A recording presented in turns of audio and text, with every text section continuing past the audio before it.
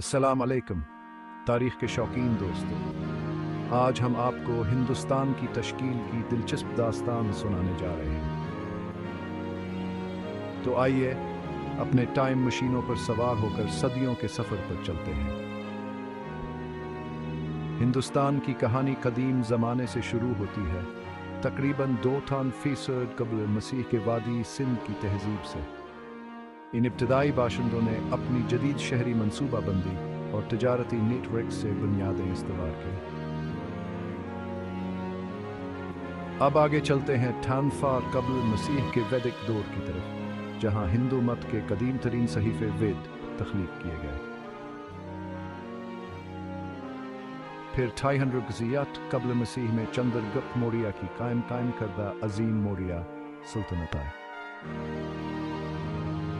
इनके पूते अशोक आज़म ने बुद्ध मत को दूर दूर तक फैलाया। इसके बाद गुप्ता सल्तनत का दौर आया, जिसने इल्म, फन और अदब के सुनहरे दौर का आगाज किया। लेकिन हिंदुस्तान का सफर यहीं नहीं रुका।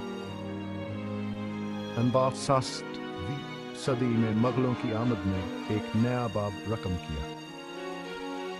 अकबर आज़म ने सल्तनत को वसअत दी और सकाफती हम आंगी को फरोग दिया।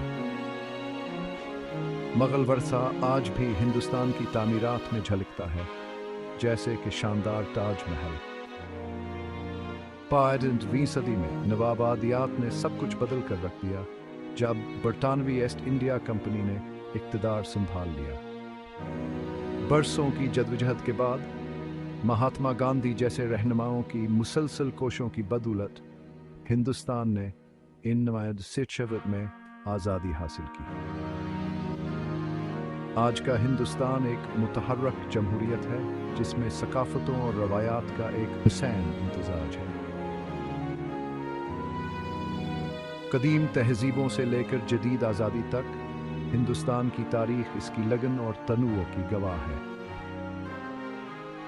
तो ये रही हिंदुस्तान के वक्त के साथ साथ किए गए नाकाबिल यकीन सफ़र की एक झलक।